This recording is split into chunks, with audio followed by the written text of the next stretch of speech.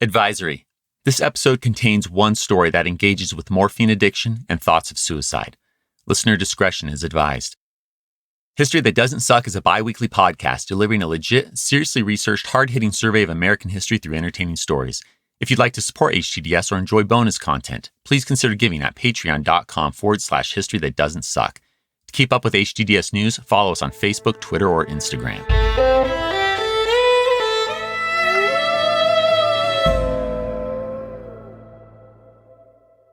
It's a late, dark night, likely in the early 20th century. A wide window of time, true, but the man now transfixed by paralyzing terror will never bother to record the exact date of this horrid nocturnal fright. Yet still, we can speculate on its approximate date intelligently. It might be 1904.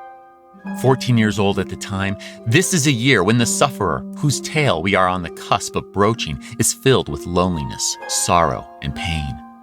He grieves the loss of a father. Not his biological father, so long ago committed to a Providence, Rhode Island mental asylum and long since dead, but his true father figure and hero, his maternal grandfather, Whipple Van Buren Phillips. He too is now cold and in the ground. The boy is a wreck, and his mother's descent into a life of poverty is beginning as they're forced to abandon the family estate for a far humbler dwelling down the street. It is altogether fitting, then, if this is indeed the year of the particular horrid manifestation that will so deeply and cruelly take hold of his mind. But perhaps it's 1908. This is the year the still teenage wretch endures such mental anguish, such episodes of panic, dread, and fright. A nervous breakdown will forever destroy his aspirations to attend Brown University as he fails to complete his fourth and final year of high school. Yes, this year, so full of cerebral pains and untold fears, a veritable annus horribilis, it has all the ghastly markings of mental anguish that our tragic subject will soon experience. Still, I will note again, for accuracy's sake, we could yet be in an altogether different early year of this truly unfortunate soul's life. But considering how thoroughly tonight's horrors will tear at his mind, I am drawn to these specific years. And if either is right, if this is after the loss of his grandfather and childhood home, then we are at 598 Angel Street in Providence, Rhode Island. And it's in this home, in his bed, that the most harrowing of terrors strike.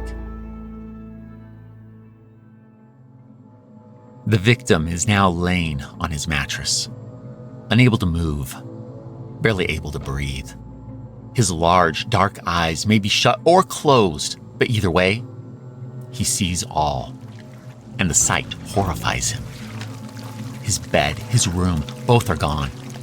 Somehow, while he slept, everything transformed into a slimy expanse of hellish black mire. This thick, oozing dark sludge stretches across an endless expanse and has sucked his paralyzed body halfway in, and a rancid smell fills the air. It's an odor of rot, of dead and decaying fish, and the putrid boggy scent is overpowering. Ugh! Attacking every one of his physical senses, this slimy, drowning muck clings to his immobile body, threatening to consume him. The paralysis ebbs. With the utmost exertion, the tortured figure manages to raise partially his film-covered body, then wiggle, writhe, and finally crawl through the black, oppressive sludge. He won't drown, yet breathing is its own form of punishment as the pungent stench of death invades his straight, prominent nose. This skin-cleaning sludge, this personal inferno, it cuts to his very core and knows no bounds. Is there no escape? And oh God, what is that creature that towers before him? It's morning. He's in his bed, in his pajamas. No black, oozing sludge. No overpowering smell of oceanic death. No creature.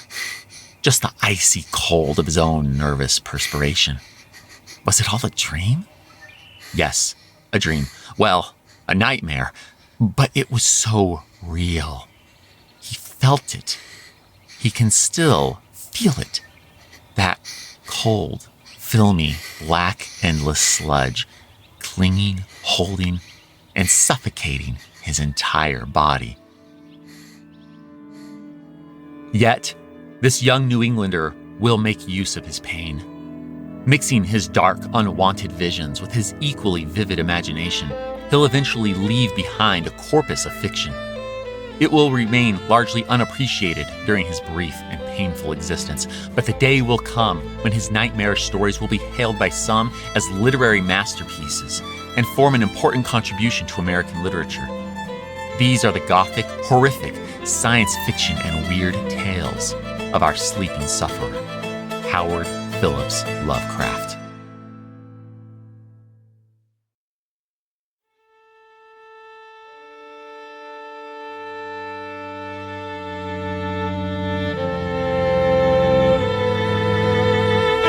Welcome to History That Doesn't Suck. I'm your professor, Greg Jackson, and I'd like to tell you a story.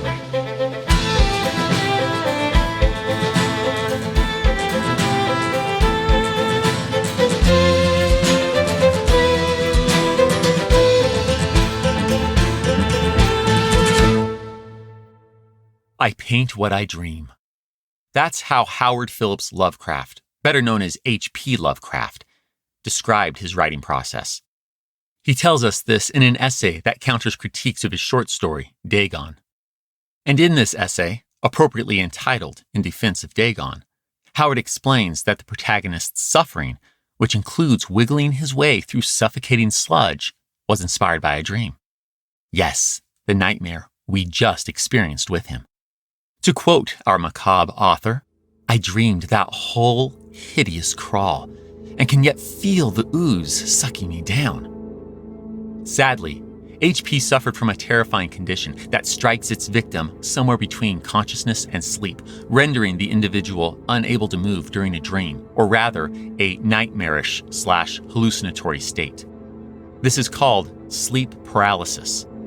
It's terrifying, yet H.P. Lovecraft channeled these horrors into his writing to become, essentially, Edgar Allan Poe's successor, or as Stephen King later dubs him, the 20th-century horror story's dark and baroque prince.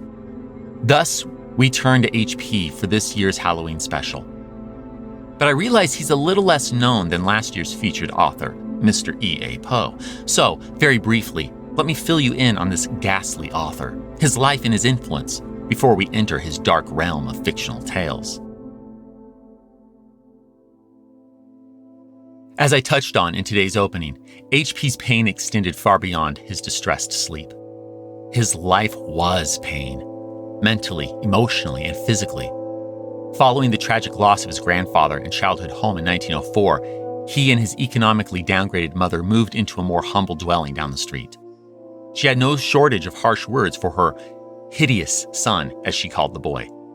Yet, H.P. was bereaved as his mother followed in the footsteps of his deceased father by becoming a patient at the same asylum, Butler Hospital. Indeed, his was a world of mental distress and death. Following a gallbladder operation gone wrong, she too died in this Rhode Island asylum on May 24th, 1921. 3 years later, young and parentless Howard married a fellow writer, businesswoman, and Jewish Russian immigrant, Sonia Green. But there's no happy ending here. She soon lost her business and health, and though they remained friends, economic necessity put them in a state of separation. Sonia went to Cleveland, while Howard remained at their formerly shared home in Brooklyn's Red Hook neighborhood. But was romantic apathy also to blame? Was Howard asexual or possibly gay? Scholars will forever wonder, but all we'll know for certain is that the couple amicably decoupled, minus a full legal divorce. Howard returned to Providence in 1926. He saw other loved ones off to the grave, experienced the Great Depression, and wrote prolifically, but only for another decade before an excruciatingly painful stomach cancer claimed him. In 1937, 46-year-old H.P. Lovecraft died, poor, in pain, and given his belief about humanity's smallness in the vast universe, which he called cosmicism, likely convinced that his collection of pulp fiction publications and one volume of fiction would soon follow him into oblivion. But Howard was wrong. Not only did his work survive, particularly thanks to a lifelong pen pal and fellow author, August Derleth, But by the 1960s, a new generation fell in love with the turn-of-the-century New Englanders' gothic, horror, science, and weird fiction. H.P. was rediscovered, appreciated in a new light, resurrected. He influenced a whole new generation of writers and creators, including such creative masters of horror as Guillermo del Toro and, as noted above, Stephen King.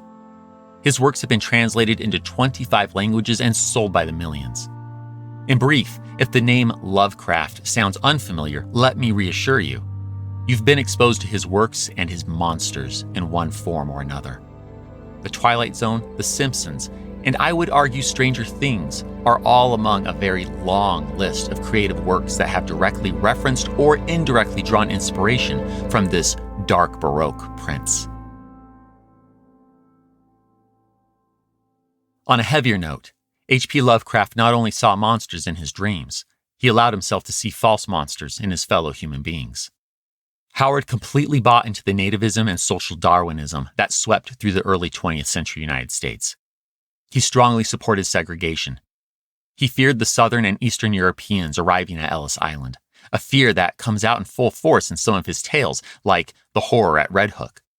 A growing recognition of H.P.'s racism has left 21st century artists and scholars alike in a challenging position as they work in a genre soaked in his creative best, yet reckon with this messy legacy. Without pardoning his racism, some have pointed out that Howard's disturbed creative mind was just that, disturbed, and filled with a paranoia that convinced him the world was out to get him. Another point some have raised is that, in H.P.'s best work, his own protagonists and their openness to complexity are inconsistent with their creator's most deplorable views. And of course, it's hard not to puzzle over Howard, an ardent racist and nativist, marrying a Jewish Russian immigrant. While his impact on 20th century literature and popular culture to this day is undeniable and highly significant to the history of sci-fi, horror, and more, his is truly a tormented mind none would want to get lost in. An unquestionable master of his craft, the most influential author of horror from the progressive era, but yes, we'll just visit and be sure not to get lost. Today's foray into Lovecraftian horror consists of two tales. The first of these is one of H.P.'s most famous, The Outsider. Not only is it among his finest and most celebrated works, but I'm drawn to it because of its heavily Edgar Allan Poe vibe. This one taps into Howard's own sense of loneliness and alienation as we meet an isolated protagonist, imprisoned as he sees it in a decaying, dark castle. His escape leads him to a new world, we might say, where he meets people. But this escape and journey of self-discovery doesn't have the outcome you'd expect. Our second tale will lead us back to H.P.'s troubled dream from this episode's opening. Ah, yes, the short story, Dagon. In it, we will meet a World War I era sailor. Captured by a German ship, he escapes on a small boat, only to find that, when the sea brings its depths to the surface, it may contain horrors far greater than any enemy of war. And I'm not just talking about the sludge. That's merely a warm-up. Oh, and heads up, this tale will engage with morphine addiction and the sailor's contemplation of suicide. And with that, I've said my piece.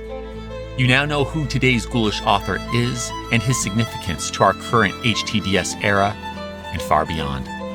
And so, without further interruption or commentary, I give you the existential horrors of H.P. Lovecraft.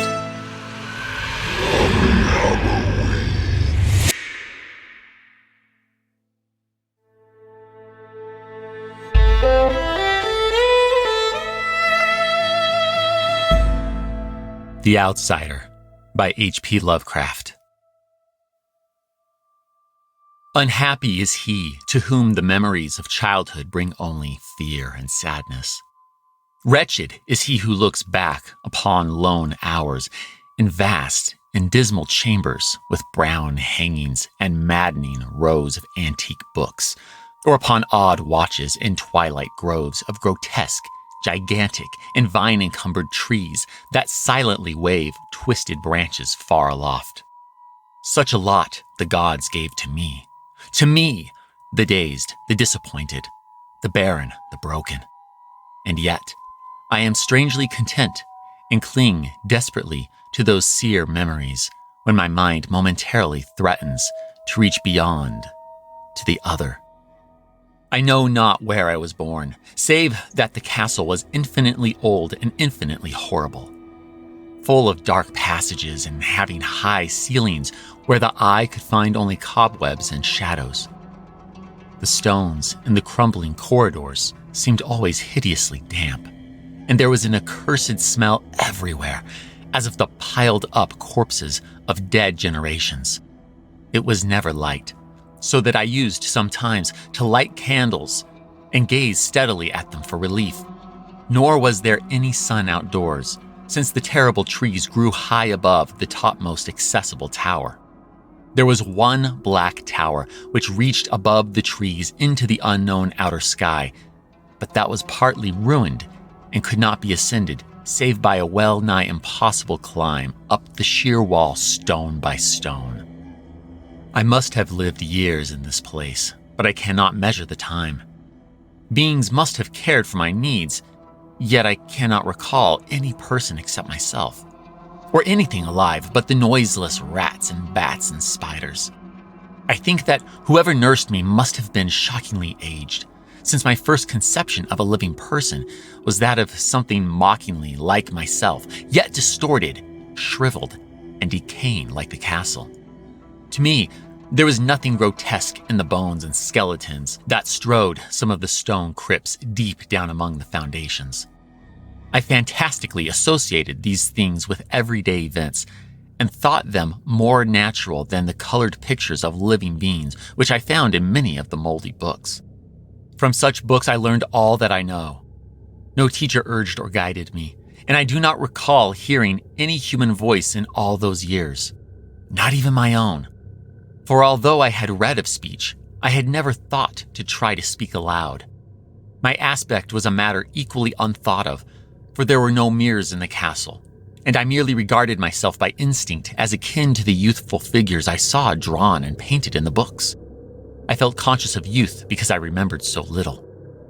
Outside, across the putrid moat and under the dark mute trees, I would often lie and dream for hours about what I read in the books, and would longingly picture myself amidst gay crowds in the sunny world beyond the endless forest.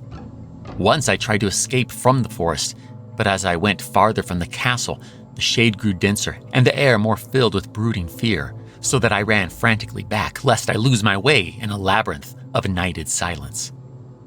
So through endless twilights I dreamed and waited, though I knew not what I waited for.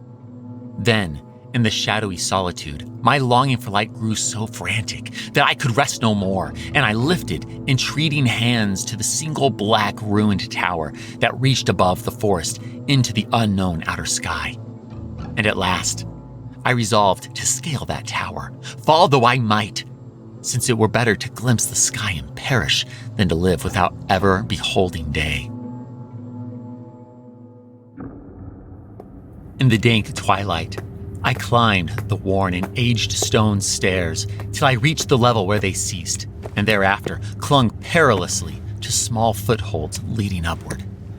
Ghastly and terrible was that dead, stairless cylinder of rock, black, ruined, and deserted, and sinister with startled bats whose wings made no noise. But more ghastly and terrible still was the slowness of my progress. For climb as I might, the darkness overhead grew no thinner, and a new chill as of haunted and venerable mold assailed me. I shivered as I wondered why I did not reach the light, and would have looked down had I dared. I fancied that night had come suddenly upon me, and vainly groped with one free hand for a window embrasure, that I might peer out and above, and try to judge the height I had attained. All at once, after an infinity of awesome, sightless crawling up that concave and desperate precipice, I felt my head touch a solid thing, and I knew I must have gained the roof, or at least some kind of floor. In the darkness, I raised my free hand and tested the barrier, finding it stone and immovable. Then came a deadly circuit of the tower, clinging to whatever holds the slimy wall could give, till finally my testing hand found the barrier yielding, and I turned upward again, pushing the slab or door with my head as I used both hands in my fearful ascent. There was no light revealed above, and as my hand went higher, I knew that my climb was for the nonce ended. Since the slab was the trapdoor of an aperture leading to a level stone surface of greater circumference than the lower tower, no doubt the floor of some lofty and capacious observation chamber. I crawled through carefully and tried to prevent the heavy slab from falling back into place, but failed in the latter attempt.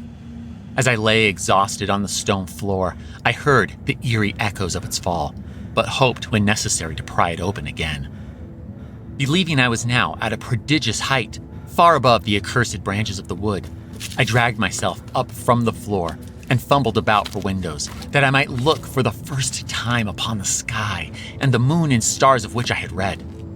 But on every hand I was disappointed, since all that I found were vast shelves of marble, bearing odious, oblong boxes of disturbing size. More and more I reflected, and wondered what hoary secrets might abide in this high apartment so many eons cut off from the castle below. Then, unexpectedly, my hands came upon a doorway where hung a portal of stone, rough with strange chiseling. Trying it, I found it locked, but with a supreme burst of strength, I overcame all obstacles and dragged it open inward. As I did so, there came to me the purest ecstasy I have ever known. For shining tranquility through an ornate grating of iron and down a short stone passageway of steps that ascended from the newly found doorway was the radiant full moon, which I had never before seen save in dreams and in vague visions I dared not call memories. Fancying now that I had attained the very pinnacle of the castle, I commenced to rush up the few steps beyond the door. But the sudden veiling of the moon by a cloud caused me to stumble, and I felt my way more slowly in the dark. It was still very dark when I reached the grating, which I tried carefully and found unlocked, but which I did not open for fear of falling from the amazing height to which I had climbed. Then the moon came out. Most demoniacal of all shocks is that of the abysmally unexpected and grotesquely unbelievable. Nothing I had before undergone could compare in terror with what I now saw, with the bizarre marvels that sight implied. The sight itself was as simple as it was stupefying, for it was merely this. Instead of a dizzying prospect of treetops seen from a lofty eminence, there stretched around me on a level through the grating nothing less than the solid ground, decked and diversified by marble slabs and columns, and overshadowed by an ancient stone church, whose ruined spire gleamed spectrally in the moonlight. Half unconscious, I opened the grating and staggered out upon the white gravel path that stretched away in two directions. My mind, stunned and chaotic as it was, still held the frantic craving for light. And not even the fantastic wonder which had happened could stay my course. I neither knew nor cared whether my experience was insanity, dreaming, or magic, but was determined to gaze on brilliance and gaiety at any cost.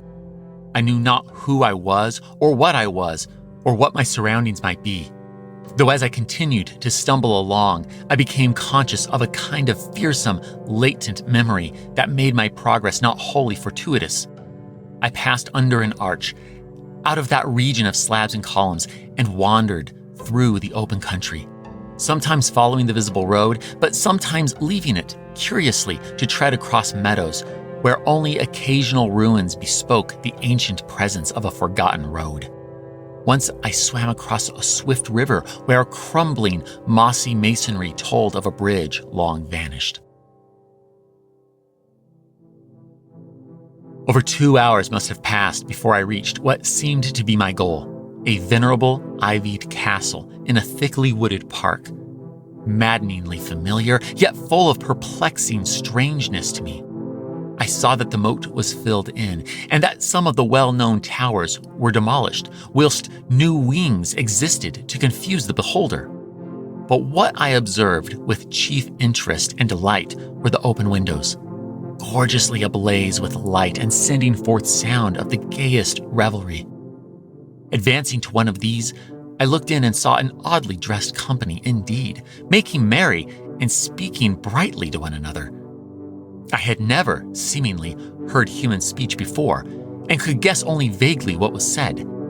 Some of the faces seemed to hold expressions that brought up incredibly remote recollections. Others were utterly alien. I now stepped through the low window into the brilliantly lighted room, stepping as I did so from my single bright moment of hope to my blackest convulsion of despair and realization. The nightmare was quick to come, for as I entered, there occurred immediately one of the most terrifying demonstrations I had ever conceived. Scarcely had I crossed the sill when there descended upon the whole company a sudden and unheralded fear of hideous intensity, distorting every face and evoking the most horrible screams from nearly every throat. Flight was universal, and in the clamor and panic several fell in a swoon and were dragged away by their madly fleeing companions. Many covered their eyes with their hands and plunged blindly and awkwardly in their race to escape, overturning furniture and stumbling against the walls before they managed to reach one of the many doors. The cries were shocking, and as I stood in the brilliant apartment alone and dazed, listening to their vanishing echoes, I trembled at the thought of what might be lurking near me unseen. At a casual inspection, the room seemed deserted, but when I moved toward one of the alcoves, I thought I detected a presence there. A hint of motion beyond the golden arched doorway, leading to another and somewhat similar room. As I approached the arch, I began to perceive the presence more clearly. And then, with the first and last sound I ever uttered, a ghastly ululation that revolted me almost as poignantly as its noxious cause.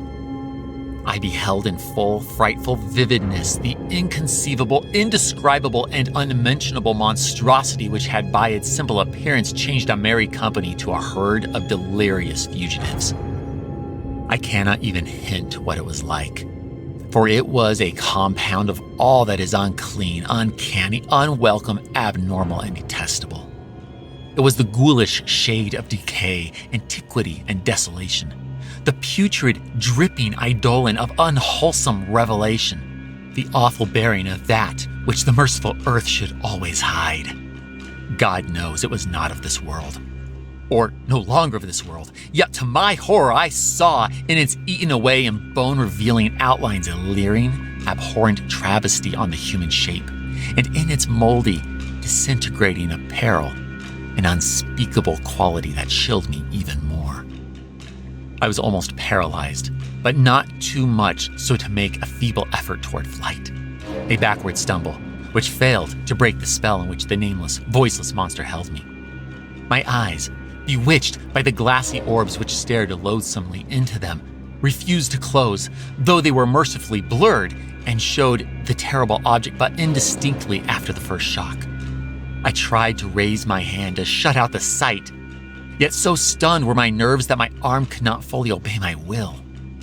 The attempt, however, was enough to disturb my balance, so that I had to stagger forward several steps to avoid falling. As I did so, I became suddenly and agonizingly aware of the nearness of the carrion thing, whose hideous, hollow breathing I half fancied I could hear.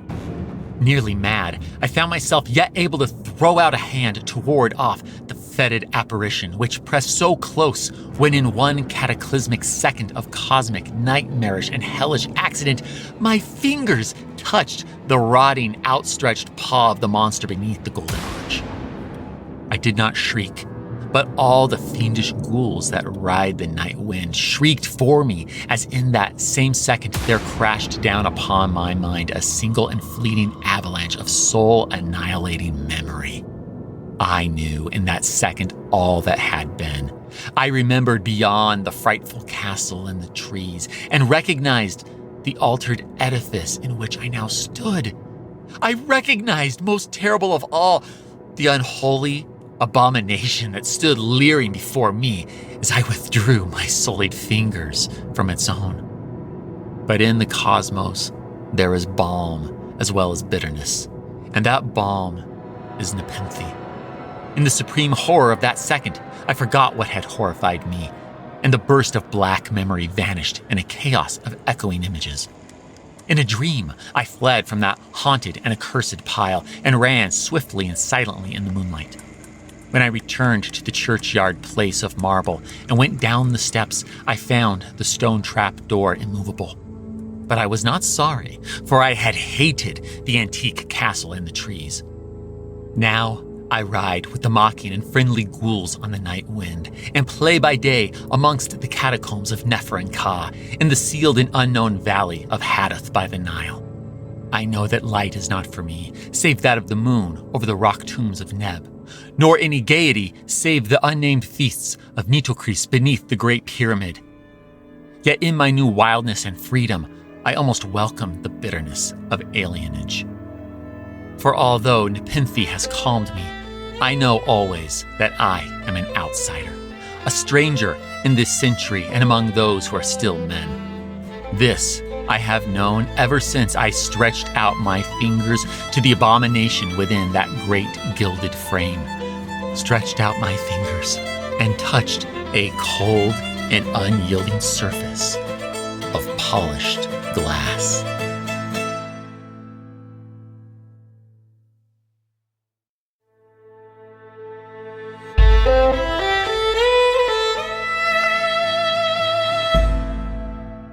Dagon by H.P. Lovecraft. I am writing this under an appreciable mental strain, since by tonight I shall be no more. Penniless and at the end of my supply of the drug which alone makes life endurable, I can bear the torture no longer, and shall cast myself from this garret window into the squalid street below. Do not think from my slavery to morphine that I am a weakling or a degenerate. When you have read these hastily scrawled pages, you may guess, though never fully realize, why it is that I must have forgetfulness or death. It was in one of the most open and least frequented parts of the broad Pacific that the packet of which I was supercargo fell a victim to the German sea raider. The Great War was then at its very beginning, and the ocean forces of the Hun had not completely sunk to their later degradation, so that our vessel was made a legitimate prize, whilst we of her crew were treated with all the fairness and consideration due us as naval prisoners. So liberal indeed was the discipline of our captors that 5 days after we were taken, I managed to escape alone in a small boat, with water and provisions for a good length of time. When I finally found myself adrift and free, I had but little idea of my surroundings. Never a competent navigator, I could only guess vaguely by the sun and stars that I was somewhat south of the equator. Of the longitude, I knew nothing, and no island or coastline was in sight. The weather kept fair, and for uncounted days I drifted aimlessly beneath the scorching sun, waiting either for some passing ship or to be cast on the shores of some habitable land. But neither ship nor land appeared, and I began to despair in my solitude upon the heaving vastness of unbroken blue. The change happened whilst I slept. Its details I shall never know, for my slumber, though troubled and dream-infested, was continuous. When at last I awaked, it was to discover myself half-sucked into a slimy expanse of hellish black mire which extended about me in monotonous undulations as far as I could see, and in which my boat lay grounded some distance away. Though one might well imagine that my first sensation would be of wonder at so prodigious and unexpected a transformation of scenery, I was in reality more horrified than astonished. For there was, in the air and in the rotting soil, a sinister quality which chilled me to the very core. The region was putrid with the carcasses of decaying fish and of other less describable things which I saw protruding from the nasty mud of the unending plain. Perhaps I should not hope to convey in mere words the unutterable hideousness that can dwell in absolute silence and barren immensity. There was nothing within hearing and nothing in sight save a vast reach of black slime. Yet the very completeness of the stillness and the homogeneity of the landscape oppressed me with a nauseating fear. The sun was blazing down from a sky which seemed to me almost black in its cloudless cruelty, as though reflecting the inky marsh beneath my feet. As I crawled into the stranded boat, I realized that only one theory could explain my position. Through some unprecedented volcanic upheaval, a portion of the ocean floor must have been thrown to the surface, exposing regions which for innumerable millions of years had lain hidden under unfathomable watery depths. So great was the extent of the new land which had risen beneath me that I could not detect the faintest noise of the surging ocean, strain my ears as I might. Nor were there any seafowl to prey upon the dead things. For several hours, I sat thinking or brooding in the boat, which lay upon its side and afforded a slight shade as the sun moved across the heavens. As the day progressed, the ground lost some of its stickiness and seemed likely to dry sufficiently for traveling purposes in a short time. That night, I slept but little, and the next day I made for myself a pack containing food and water, preparatory to an overland journey in search of the vanished sea and possible rescue. On the third morning, I found the soil dry enough to walk upon with ease. The odor of the fish was maddening, but I was too much concerned with graver things to mind so slight an evil, and set out boldly for an unknown goal. All day, I forged steadily westward, guided by a faraway hummock, which rose higher than any other elevation on the rolling desert. That night, I encamped, and on the following day still traveled toward the hummock, though that object seemed scarcely nearer than when I had first espied it. By the fourth evening, I attained the base of the mound, which turned out to be much higher than it had appeared from a distance. An intervening valley setting it out in sharper relief from the general surface. Too weary to ascend, I slept in the shadow of the hill. I know not why my dreams were so wild that night. But ere the waning and fantastically gibbous moon had risen far above the eastern plain, I was awake in a cold perspiration, determined to sleep no more. Such visions as I had experienced were too much for me to endure again. And in the glow of the moon, I saw how unwise I had been to travel by day. Without the glare of the parching sun, my journey would have cost me less energy. Indeed, I now felt quite able to perform the ascent which had deterred me at sunset. Picking up my pack, I started for the crest of the eminence. I have said that the unbroken monotony of the rolling plain was a source of vague horror to me. But I think my horror was greater when I gained the summit of the mound and looked down the other side into an immeasurable pit or canyon whose black recesses the moon had not yet soared high enough to illumine. I felt myself on the edge of the world, peering over the rim into a fathomless chaos of eternal night. Through my terror ran curious reminiscences of Paradise Lost and of Satan's hideous climb through the unfashioned realms of darkness. As the moon climbed higher in the sky, I began to see that the slopes of the valley were not quite so perpendicular as I had imagined. Ledges and outcroppings of rock afforded fairly easy footholds for a descent, whilst, after a drop of a few hundred feet, the declivity became very gradual. Urged on by an impulse which I cannot definitely analyze, I scrambled with difficulty down the rocks and stood on the gentler slope beneath, gazing into the Stygian deeps where no light had yet penetrated. All at once, my attention was captured by a vast and singular object on the opposite slope, which rose steeply about 100 yards ahead of me. An object that gleamed whitely in the newly bestowed rays of the ascending moon. That it was merely a gigantic piece of stone, I soon assured myself. But I was conscious of a distinct impression that its contour and position were not altogether the work of nature. A closer scrutiny filled me with sensations I cannot express. For despite its enormous magnitude and its position in an abyss which had yawned at the bottom of the sea since the world was young, I perceived, beyond a doubt, that the strange object was a well-shaped monolith, whose massive bulk had known the workmanship and perhaps the worship of living and thinking creatures. Dazed and frightened, yet not without a certain thrill of the scientist's or archaeologist's delight, I examined my surroundings more closely. The moon, now near the zenith, shone weirdly and vividly above the towering steeps that hemmed in the chasm and revealed the fact that a far-flung body of water flowed at the bottom, winding out of sight in both directions and almost lapping my feet as I stood on the slope. Across the chasm, the wavelets washed the base of the Cyclopean monolith, on whose surface I could now trace both inscriptions and crude sculptures. The writing was in a system of hieroglyphics unknown to me and unlike anything I had ever seen in books, consisting for the most part of conventionalized aquatic symbols such as fishes, eels, octopi, crustaceans, mollusks, whales, and the like.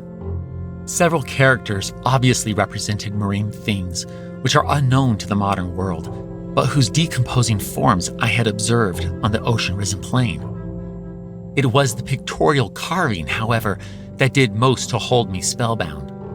Plainly visible across the intervening water on account of their enormous size were an array of bas-reliefs whose subjects would have excited the envy of Adore. I think that these things were supposed to depict men, at least a certain sort of men, though the creatures were shown disporting like fishes in the waters of some marine grotto, or paying homage at some monolithic shrine, which appeared to be under the waves as well. Of their faces and forms I dare not speak in detail, for the mere remembrance makes me grow faint.